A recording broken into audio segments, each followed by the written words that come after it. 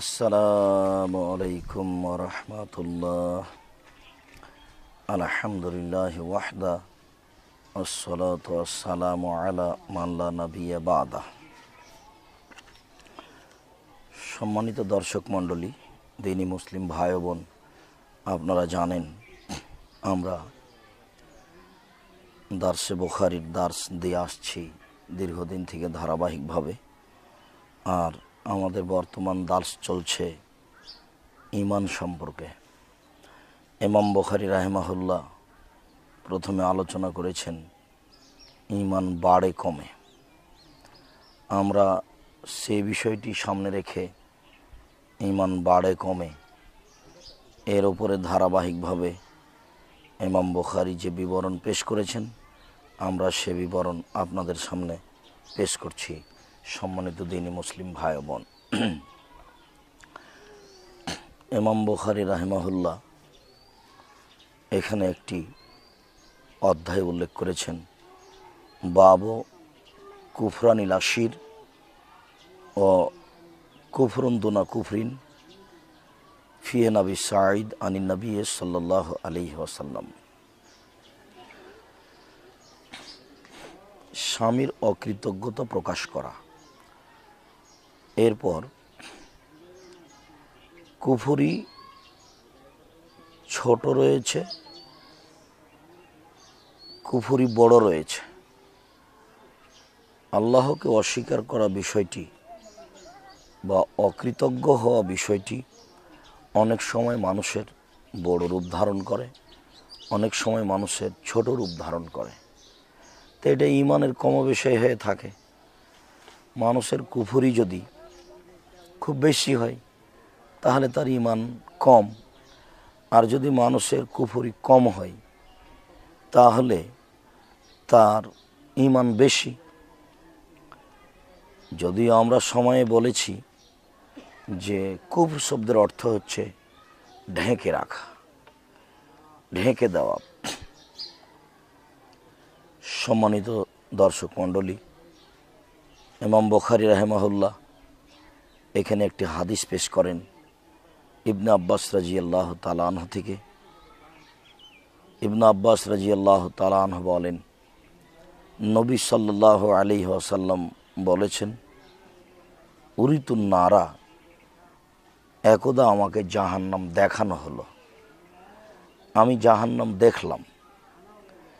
ফাইদা আকসার আহলিহা নিসা, তাতে দেখলাম জাহান্নামের অধিকাংশ মানুষই হচ্ছে নারী।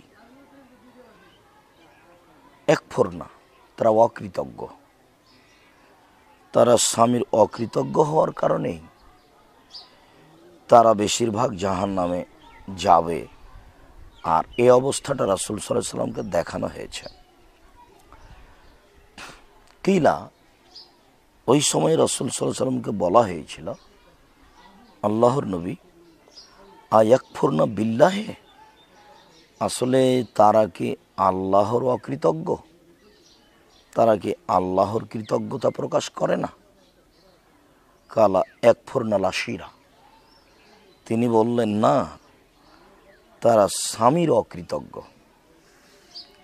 স্বামীকে যেভাবে মূল্যায়ন করতে হবে সেভাবে তারা করা বুঝে না, সামান্যতেই তারা অনেক কিছু বলে বসে। লাউ আহসানতা ইলা ইহদাহুন্না দাহরা, যদি তুমি তাদের কারো সাথে যুগ যুগ ধরে ভালো আচরণ করো, ভালোভাবে চলো, যা প্রয়োজন তা দিয়ে থাকো, সুমারাত মিনকা শায়ান, তারপরে যদি তোমার কাছে কিছু দেখে, মানে কোনো ঘাটতি দেখে, কথার কোনো ঘাটতি দেখে, আদান প্রদানে কোনো ঘাটতি দেখে, বা ঘাটতি নেই কিন্তু ও বুঝলো এটা ঘাটতি, এরকম যদি ও কিছু বুঝে যায় তাহলে বলে বসবে, মারা এই তো মিনকা খায়রান কাত্ত, আমি তোমার কাছে জীবনে কোনো দিন কল্যাণ পাইনি, তোমার কাছে আমি কোনো দিন ভালো দেখিনি, তোমার কাছে আমি কোনো দিন সুখ শান্তি পাইনি। একটুতেই, সামান্যতেই পুরো জীবনের সুবিধাকে, পুরো জীবনের কল্যাণকে, পুরো জীবনের ভালোবাসাকে একেবারে নাকচ করে দেয়। এই কারণেই তারা বেশিরভাগ জাহান্নামে যাবে, রাসূল সাল্লাল্লাহু আলাইহি সাল্লাম বলেছেন। আর এই কথাটির বাস্তবায়ন আল্লাহ রাসূল বহু জায়গায় বলেছেন, যখন তিনি বলেছেন যে মহিলারা যদি 4টি কাজ করতে পারে তাহলে জান্নাতের 8টি দরজা খোলা। মহিলারা যদি 4টি কাজ করতে পারে তাহলে জান্নাতের 8টি দরজা খোলা। তার একটি হচ্ছে সালাত খামসাহা, 5 ওয়াক্ত সালাত আদায় করলো। সমাত শাহরাহা, রমজান মাসে সিয়াম পালন করলো। ও আতাত বালাহা, স্বামীকে মেনে চলল। ওয়াহাসানাত ফারজাহা, লজ্জা স্থানকে হেফাজতে রাখলো, অশ্লীল কাজে লিপ্ত হলো না, তাহলে তার জন্য জান্নাতের 8টি দরজা খোলা। এমন নারী জান্নাতের সব দরজা দিয়ে ঢোকার সুযোগ পাবে। সম্মানিত দর্শক মণ্ডলী, দিনী মুসলিম ভাই বোন, এখানে যেই কথাটি আমরা জোরালোভাবে পেশ করতে চাচ্ছি যে জান্নাতে যাওয়ার 4টি জিনিস উল্লেখ করা হয়েছে, তার একটি হচ্ছে স্বামীকে মেনে চলা। এতে তাদের যথেষ্ট ঘাটতি থাকে। আর এ কারণেই জান্নাতে যাওয়ার একটি বড় অংশকে আল্লাহ রাসূল এখানে পেশ করেছেন। তারা তাদের বুঝ অনুযায়ী অনেক সময় ভালোটাকে উল্টাভাবে দেখে, ভালোটাকে অবুঝভাবে বুঝে, অবুঝের পরিচয় দিয়ে পরিবেশটাকে এমনিতেই নষ্ট করার চেষ্টা করে, যা আদৌ ঠিক নয়। আর এটাই হচ্ছে স্বামীর অকৃতজ্ঞতা, আর এটাই হলো তাদের জাহান্নামে যাওয়ার বড় মাধ্যম। সম্মানিত দর্শক মণ্ডলী, ইমাম বুখারী রাহিমাহুল্লাহ অত্র বিবরণটি পেশ করার পরে আরেকটি বাব উল্লেখ করেন, বাবুল মাআসি মিন আমরিল জাহিলিয়া ওয়ালা ইউকাফিরু সাহিবুহা বিইরতিকাবিহা ইল্লা বিশশিরকি লিকাউলিন নবী সাল্লাল্লাহু আলাইহি সাল্লাম ইন্নাকা ইমরাউন ফিকা জাহিলিয়া ওয়া কাউলিল্লাহি তাআলা ইন্নাল্লাহা লা ইয়াগফিরু আন ইউশরাকা বিহি ওয়া ইয়াগফিরু মা দুনা যালিকা লিমান ইয়াশা ওয়া ইন তাইফাতানি মিনাল মুমিনিনা ইকতাতালু ফাআসলিহু বাইনাহুমা ফাসাম্মাহুমুল মুমিনিন। ইমাম বুখারী রাহিমাহুল্লাহ বলেন যে জাহেলি কথা, কর্মকাণ্ড পাপ, এটা নাফরমানি। ওয়ালা ইউকাফফারু সাহিবুহা বিইরতিকাবিহা ইল্লা বিশশিরকি। পাপীকে তার পাপের কারণে কাফের বলা যায় না, তবে শিরকের মাধ্যমে। পাপীকে বলা যায় যে তোমার ভিতরে একটি জাহেলিয়াত রয়েছে। জাহেলিয়াতের অজ্ঞতার ফলাফল যত বেশি, ঈমান তত কম। জাহেলিয়াত যত কম, ঈমান তত বেশি। তাহলে মানুষের ভিতরে জাহেলিয়াত কর্মকাণ্ড থাকা, অজ্ঞতার কর্মকাণ্ড থাকা তার ঈমানের কমবেশের পরিচয়। আর মানুষ যদি জাহেলি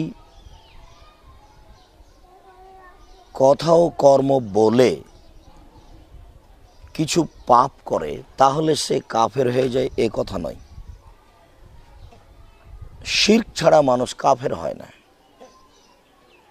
লিকাউলিন নবী সাল্লাল্লাহু আলাইহি সাল্লাম, আল্লাহ তাআলার বাণী এটা প্রমাণ করে যে ইন্নাকা ইমরাউন ফিকা জাহিলিয়া। রাসূল সাল্লাল্লাহু আলাইহি ওয়াসাল্লাম একজন সাহাবীকে বললেন,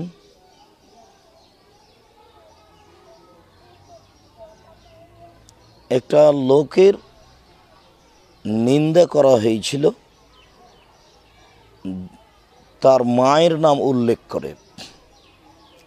আরে তুমি তো এই করছো, তোমার মা তো এই। তো এই যে মায়ের নাম উল্লেখ করে নিন্দা করা হলো। তো ঘটনাটি অবশ্য আবু যার গেফারি রাদিয়াল্লাহু তাআলার সাথে জড়িত ছিল। তো রাসূল সাল্লাল্লাহু আলাইহি সাল্লাম বললেন, তুমি তার মাকে লক্ষ্য করে এই কথা বললে যে তোমার মা এই বা সেই, তো তোমার মধ্যে তো জাহেলিয়াত রয়েছে। একই কথা, মানুষকে তার মা উল্লেখ করে, তার পিতা উল্লেখ করে, তার বংশ উল্লেখ করে নিন্দা করা হচ্ছে জাহেলিয়াত।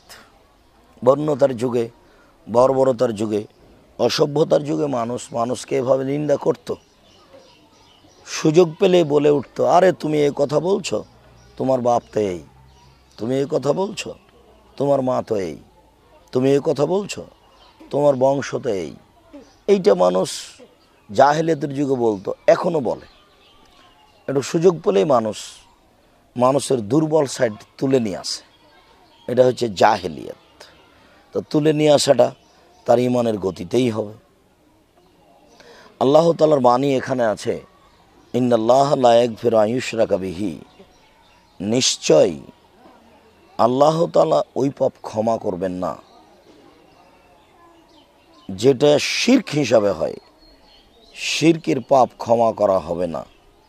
ওয়া ইয়াগফিরু মা দুনা যালিকা লিমান ইয়াশা, তবে শিরক ছাড়া যত পাপ সব আল্লাহ ক্ষমা করে দিবেন।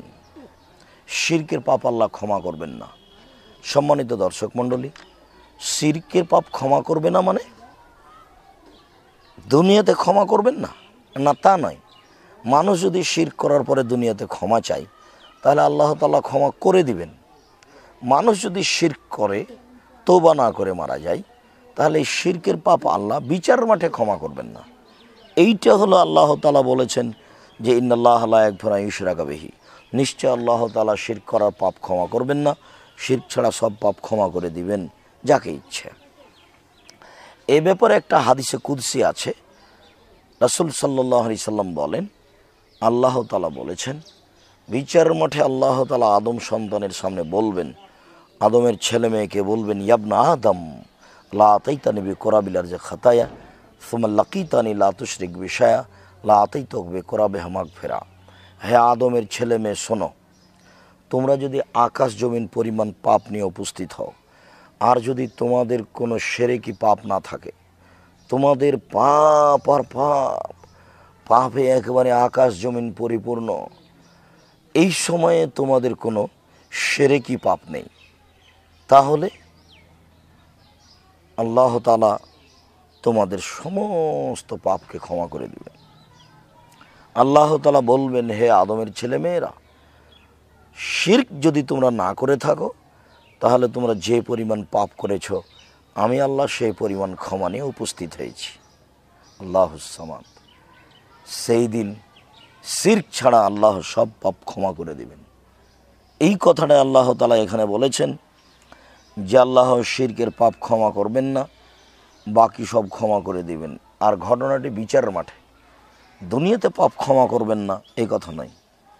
ইন তায়ফাতানে মিনাল মুমিনিনা ইকতাতালু ফাসলিহু বাইনাহুমা ফাসাম্মাহুমুল মুমিনিন, নিশ্চয়ই মুমিনের দুইটি দল, ইকতাতালু যখন তারা লড়াই করছিল, দুইটি মুমিন দল, দুইটি মুসলমান, এটা হয় পৃথিবীতে যুগ যুগ ধরে চলে আসছে। দুই দল মুসলিম পরস্পর মারামারি করছে, যেটা আমরা আফগানিস্তানে দেখছি, ইরাকে দেখছি, আরও দেখছি আপনার সিরিয়ায়, পৃথিবীর বিভিন্ন দেশে যারা মারামারি করছে পরস্পরে, তারা মুসলমান। এদেশে ভারত বাংলাদেশ পাকিস্তান যুদ্ধ হয়েছে, তারা সবাই মুসলমান। পরস্পরেই যে মারামারি হয় দীর্ঘদিন থেকে চলে আসছে, সেটা মুসলমান ইহুদির মাঝে নয়, সেটা মুসলমান খ্রিস্টার মাঝে নয়, সেটা মুসলমান হিন্দুদের মাঝে নয়, সেটা দেখা যাচ্ছে যে মুসলমানের মাঝে। আর এখনও সামাজিকভাবে গোষ্ঠীভাবে যে মারামারি গণ্ডগোল হয়েছে, হাঙ্গামা দাঙ্গামা হচ্ছে, তা মুসলমানের মধ্যে আপোষেই হচ্ছে। ওই কথাটাই আল্লাহ তাআলা এখানে বলেছেন, নিশ্চয় দুটি দল মুমিন, তারা পরস্পরে মারামারি করে, ফাসলিহু বাইনাহুমা, অতএব তোমরা তাদের মধ্যে মীমাংসা করে দাও। তোমরা মীমাংসা করো, তৃতীয় পক্ষ শক্তিশালী হওয়া ছাড়া মীমাংসা করা যায় না। তখন দুই দলই মুসলমান, দুই দলেরই দ্বন্দ্ব সামনের দিকে যেতেই থাকে। এক পর্যায়ে তারা তাদের ধ্বংস নেমে চলে আসে। ফাসাম্মাহুমুল মুমিনিন, আল্লাহ তাআলা এখানে দুই দলকে মুমিন বলেছেন। তারা আপোষে মারামারি করে, অথচ তারা দুই দলই মুমিন। তারা আপোষে দাঙ্গামা হাঙ্গামা করে, অথচ তারা দুই দলই মুমিন। তো তারা যে আপোষে মারামারি করে, তো তাহলে ইমানের তাদের কমবেশ আছে, নাহলে মোমেনের সাথে মারামারি করবে কেন? ইমানের ঘাটতি আছে বলে এটা করছে, তাহলে ইমান বাড়ে কমে? নাহলে মোমেন আরেকজন মোমেনকে মারবে কেন? যেটা আল্লাহ নিষেধ করেছেন, যেটা আল্লাহ রাসূল নিষেধ করেছেন। তাহলে মারামারি যে করছে, এত ইমানের কমবেশ আছে। কেউ হয়তো চাপে মারামারি করছে, কেউ হয়তো মনে করছে যে ওকে মারাই লাগবে, তাহলে সেখানে ইমানের কমবেশ আছে। সম্মানিত দর্শক মণ্ডলী, ইমান যে বাড়ে কমে, ধারাবাহিকভাবে ইমাম বুখারী রাহিমাহুল্লাহ বিবরণগুলি পেশ করছেন। তিনি এই মর্মে আরও হাদিস পেশ করেন। আখনাফ ইবনে কায়েস বলেন, যাহাবতু লে আনসুরা হাজার রাজুলা ফালাকিয়ানি আবু বকরা, আমি এই লোকটিকে সাহায্য করার জন্য গেলাম। আহনাফ ইবনে কায়েস বলছেন যে আমি এই লোকটিকে সাহায্য করার জন্য গেলাম, আলী ইবনে আবি তালেবকে। আলী ইবনে আবি তালেবের আমি সাহায্য করব, এই জন্য আমি গেলাম। তো আমার সাথে আবু বকরার সাক্ষাৎ হয়ে গেল রাস্তায়। তিনি আমাকে বললেন, আইনা তুরিদ, কোথায় যাবেন? তো আমি বললাম, আনসুর হাজার রাজুলা, এই যে মুসলিম পুরুষ, মুসলিম নেতা আলী রাদিয়াল্লাহু তাআলা আনহু, আমি তার সহযোগিতা করব। তার সাথে যুদ্ধ হচ্ছে আয়েশার। আয়েশা একজন মহিলা মানুষ, দুইজনই মুমিন, পরস্পরে যুদ্ধ করবে, এটা হয় কি ভাই? এটা হয় কি করে? আমি আলীর সহযোগিতা করব। তখন আমাকে আবু বকরা বললেন, ইরজে, বাড়ি ফিরে যান। ফাইন্নী সামিতু রাসূলুল্লাহ সাল্লাল্লাহু আলাইহি ওয়াসাল্লাম ইয়াকুল, আমি আল্লাহ রাসূলকে বলতে শুনেছি, এজাল তাকাল মুসলিমানে বেসাইফাই হেমা, যখন মুসলিম দুই দল নিজ নিজ তরবারি নিয়ে মারামারি করবে, ফাল কাতিলু ওয়াক্তাল ওয়াল মাকতুলু ফিন্নারে, তখন হত্যাকারী এবং নিহত ব্যক্তি উভয়ই জাহান্নামে যাবে। তো আয়েশা রাদিয়াল্লাহু তাআলা আনহার মাঝে আর আলী রাদিয়াল্লাহু তাআলা আনহুর মাঝে যুদ্ধ শুরু হয়েছে, আর এই যুদ্ধে আপনি এক পক্ষ হয়ে যাবেন? আপনি জানেন এর ফলাফল কি? রাসূল সাল্লাল্লাহু আলাইহি সাল্লাম বলেছেন, যখন মুসলিম দুই দল আপোষে যুদ্ধ করে, তখন তারা সবাই জাহান্নামী। আপনি জাহান্নামের পথ বাছাই করার জন্য বের হয়েছেন? তো আমি বললাম, ইয়া রাসূলুল্লাহ, আমি ওই সময়ে বলেছিলাম, হে আল্লাহর রাসূল, আহাজাল কাতিল ফামা বাল আল মাকতুল, এই ব্যক্তি না হয় হত্যা করেছে, অপরাধী, এ জাহান্নামে যেতে পারে, কিন্তু যে নিহত হয়ে গেল, মারা গেল, সে জাহান্নামে যাবে কেন? এইটা কেমন কথা হলো? যে আপনি বললেন যে দুইজন মুসলিম যদি আপোষে যুদ্ধ করে, তাহলে দুইজনই জাহান্নামে যাবে। তো যে হত্যা করছে সে না হয় অপরাধী, জাহান্নামে যাবে, কিন্তু যে নিহত হয়ে গেল সে জাহান্নামে যাবে কি করে? এটা হয় কি করে? শুনুন সম্মানিত দর্শক মণ্ডলী, রাসূল সাল্লাল্লাহু আলাইহি ওয়াসাল্লাম উত্তর দিলেন কিভাবে? তিনি বললেন, ইন্নাহু কানা হারিসান আলা কাতলে সাহেবিহি, আরে যে ব্যক্তি নিহত হয়ে গেছে সেই তো তার সাথে যুদ্ধ করার জন্যই এসেছে, সুযোগ পেলে সেও তো মারত। তো যে সুযোগ পেয়েছে সে মেরে দিয়েছে, যে সুযোগ পায়নি সে মারা গেছে। যে মারা গেছে সেও তো যুদ্ধ করার জন্যই এসেছে মাঠে। ও যদি সুযোগ পেত তাহলে ওই একে মেরে দিত, তখন ওই হতো কাতেল, আর এ হতো মাকতুল, ওই হতো হত্যাকারী, আর এ হতো নিহত ব্যক্তি। দেখেন এখন কথা তো তাই, দুইজনই মুসলিম, দুইজনই আপোষে যুদ্ধ করতে এসেছে, তো একজন আর একজনকে মারতে এসেছে। তো যে মারছে সেও এখন অপরাধী, যে মারা যাচ্ছে সেও অপরাধী, কেননা যে ব্যক্তি মারা গেছে সে সুযোগ পেলে তো মারতই, তাহলে মারছে সে ব্যক্তিও যেমন, যে মারা গেছে সে ব্যক্তিও তেমন, দুইজনই সমান সমান। এই কারণে রাসূল সাল্লাল্লাহু আলাইহি ওয়াসাল্লাম বলেছেন এরা উভয়ই জাহান্নামী। আর এটা হচ্ছে ঈমানের ঘাটতি। এই ঘটনা থেকে আমাদের কাছে একটা জিনিস স্পষ্ট হয়ে যাচ্ছে যে ঈমান বাড়ে কমে, ঈমান বাড়ে কমে, সেটা স্পষ্ট সত্য। সম্মানিত দর্শক মণ্ডলী, দিনী মুসলিম ভাই বোন, আপনারা জানেন যে মানুষের কর্ম প্রমাণ করে ঈমানের কমবেশ। ইমাম বুখারী রাহিমাহুল্লাহ আর একটি হাদিস পেশ করেন। মাগরুর রাদিয়াল্লাহু তাআলা আনহু বলেন, আমি আবু যার গেফারির সাথে সাক্ষাৎ করলাম বীর রাবাজা। রাবাজা একটি জায়গায়, রাবাজা একটি জায়গার নাম।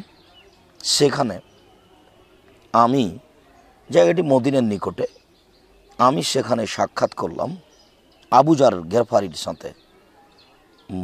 মারুর রাদিয়াল্লাহু তাআলা আনহু বলেন, ও আলাইহি হুল্লাতুন, তখন তার গায়ে ছিল একটি বড় জামা, আসলে তা হলো লুঙ্গি এবং চাদর। তার গায়ে একটি বড় জামা ছিল। ও আলা গোলামি হুল্লাতুন, তার গোলামের গায়ে একটি বড় জামা ছিল। তার গায়ে একটি বড় জামা, তার গোলামের গায়ে একটি বড় জামা। ফাসালতুহু আন যালিকা, আমি তাকে জিজ্ঞাসা করলাম বিষয়টি, ব্যাপারটা কি, সমান সমান কেন? গোলামের গায়ে যেমন মালিকের গায়েও তেমন, দুইটাই জামা একই মানের, বলতে হয় একই রঙের, একই মূল্য। ফাকালা, তিনি বললেন, ইন্নি সাআবাবত রাজুলান ফাআইয়ারতুহু বিউম্মিহি। তখন আমি বললাম, শোনেন, সাআবাবত রাজুলান, আমি একটা লোককে গালি দিয়েছিলাম। তো গালি দিয়েছিলাম কি বলে? ফাআইয়ারতুহু বিউম্মিহি, তার মাকে নিন্দা করে গালি দিয়েছিলাম। যে ঘটনাটা আগে চলে গেল, যে তোমার মা এই, তোমার মা এই, এই বলে আমি তাকে গালি দিয়েছিলাম।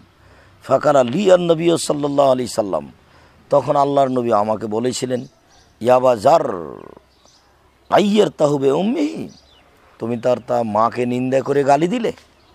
ইন্নাকা ইমরাউন ফিকা জাহেলিয়া, তুমি তো এমন মানুষ, দেখি তোমার মধ্যে জাহেলিয়াত রয়েছে, তুমি তো এমন মানুষ, তোমার মধ্যে বন্যতা বর্বরতা রয়েছে। শোনো, দেখো, ইখওয়ানাকুম খাওয়ালাকুম জালাহুমুল্লাহু তাহতা আইদিকুম, তোমাদের ভাইদেরকে, তোমাদের গোলামদেরকে আল্লাহ তাআলা তোমাদের অনুগত করে দিয়েছেন, তারা তোমাদের হাতে থাকে। ফমান কানা আখুহু তাহতা ইয়াদিহি, তো গোলাম সে একজন দিনী ভাই, সে তোমাদের বাড়িতে থাকে, কাজ করে, তো সেই জন্য ফল ইতুমিহু মিমা ইয়াকুলু, যা খাবে তাই খাওয়াবে। অল ইল বেসহু মিমা ইয়ালবাসু, তাকে পরাবে যা সে পরে। ওলা তুকাল্লিফুহুম, কাজের লোককে এমন কাজে লাগাবে না, মা ইয়াগলিবুহুম, যা তাকে পরাজয় করে দিবে, সে কাজ করতে সক্ষম হবে না। এমন কাজ যদি তার উপরে চাপিয়ে দেওয়া হয় যেটা কাজ করতে পারবে না, ফাইন কাল্লাফতুমুহুম ফাইনুহুম, আর তোমরা যদি এরকম কাজের লোককে বেশি কাজ চাপিয়ে দাও, তাহলে তোমরা তার সাহায্য করো, সহযোগিতা করো, তোমরা তাকে সাহায্য করো, সহযোগিতা করো। সম্মানিত দর্শক মণ্ডলী, আমরা এখানে বুঝতে পারলাম একটা জরুরি জিনিস, যে আবু যার গেফারী রাদিয়াল্লাহু তাআলা আনহু যে জামা পরে আছেন, গোলামও সেই জামা পরে আছেন। এটা তার ঈমানি ব্যাপার। এই সবাই তো এটা করতে পারে না বা করা পছন্দ করে না, এবং তিনি তার করার পিছনে একটি দলিলও পেশ করেছেন, যে রাসূল সাল্লাল্লাহু আলাইহি ওয়াসাল্লাম বলেছেন যে যার অধীনে গোলাম থাকবে, কাজের লোক থাকবে, সে যেন তাকে নিজে যা খাই তাই খাওয়াবে, নিজে যা পরে তাই পরাবে, আর যদি কোনো কাজে লাগাই যে কাজ সে করতে পারবে না, তাহলে তাকে সাহায্য করবে, সহযোগিতা করবে, যাতে করে সে করতে পারে, আর না হলে এমন কাজে লাগাবে যে সেটা করতে পারে। সম্মানিত দর্শক মণ্ডলী, আমরা আপনাদেরকে বলতে চাচ্ছি যে এইসব হাদিসগুলি প্রমাণ করে ইমানের কমবেশের উপরে। সম্মানিত দর্শক মণ্ডলী, আমরা আপনাদেরকে এই বিষয়টি পেশ করে বলতে চাচ্ছি যে ইমান বাড়ে কমে, এ কথা সত্য। এ কথা বলতে চাচ্ছি, অধীনের গোলামের সাথে ভালো আচরণ করতে হবে, তার উপরে এমন কাজ চাপাতে হবে না যেটা তার পক্ষে সম্ভব নয়। যারা কাজের মেয়ে হিসেবে বাড়িতে আছে, তাদের উপরে এমন কাজ চাপাতে হবে না যেটা তাদের পক্ষে সম্ভব নয়। যদি কোনো কাজ ভারী বলে মনে হয়, তাহলে তাদেরকে সহযোগিতা করতে হবে। সম্মানিত দর্শক মণ্ডলী, আমরা অত্র দাসের শেষ অংশে এসে বলছি যে আপনারা আমাদের দিনী ভাই বোন, আপনারা আমাদেরকে খুব শ্রদ্ধা করেন, ভালোবাসেন, এ কথা আমরা জানি। আপনারা জানেন যে আমাদের প্রতিষ্ঠানে নির্মাণের কাজ চলছে। ছেলেদের আবাসিক নির্মাণের কাজ, মেয়েদের আবাসিক নির্মাণের কাজ, শিক্ষকের আবাসিক নির্মাণের কাজ, পাশে সামনে মসজিদ নির্মাণ করব বলে আমরা পদক্ষেপ নিয়েছি। সেই কাজ আমাদের হাতে, নির্মাণের অনেক কাজ এখন। আপনারা আমাদের দিনী ভাই বোন, আপনাদেরকে আমরা আন্তরিকভাবে ভালোবাসি। আমরা আপনাদেরকে বলি যে আমাদের অনুরোধ রক্ষা করুন। আমরা এই প্রতিষ্ঠানকে একটা পর্যায়ে নিয়ে যাব ইনশাআল্লাহ, যে কোনো মূল্যে। যার যতটুকু সম্ভব আপনারা এই প্রতিষ্ঠানে সহযোগিতা করবেন, নির্মাণ কাজে অংশগ্রহণ করবেন। আমি আপনাদেরকে সবসময় বলে থাকি, পতিতালয়ের মেয়েকে যদি মানুষ কুকুরকে পানি পান করিয়ে, পতিতালয়ের মেয়ে যদি কুকুরকে পানি পান করিয়ে জান্নাত পেতে পারে, আমরা এই সঠিক আকীদার প্রতিষ্ঠানে সহযোগিতা করলে জান্নাত পাবো ইনশাআল্লাহ। মর্মে আপনাদেরকে আমরা অনুরোধ করছি, আপনারা এই অ্যাকাউন্ট নাম্বারে সহযোগিতা করুন। 0071120004027 আল আরাফা ইসলামী ব্যাংক, রাজশাহী, আব্দুর রাজ্জাক। মোবাইল নাম্বারে আপনি পাঠাতে পারেন টাকা, এটাই বিকাশ নাম্বার, যেটা আমার মোবাইল নাম্বার 01717088967। আর এই নাম্বারের শেষে যদি 0 যোগ করেন তাহলে হবে দাস বাংলা। যেভাবে আপনার পক্ষে সহজ হয় আপনারা সেভাবেই সহযোগিতা পাঠান। আমরা আপনাদের সহযোগিতাকে নির্মাণের কাজে লাগাবো ইনশাল্লাহ। সাথে সাথে আপনারা আরও জানেন যে আমাদের এখানে অনেক অসহায় ছেলে মেয়ে রয়েছে, এতিমা রয়েছে, যাদের আমরা লালন পালন করে থাকি। এখানেও আপনারা অংশগ্রহণ করবেন। আল্লাহ আপনাদের তৌফিক দান করুক, আল্লাহুম্মা আমিন।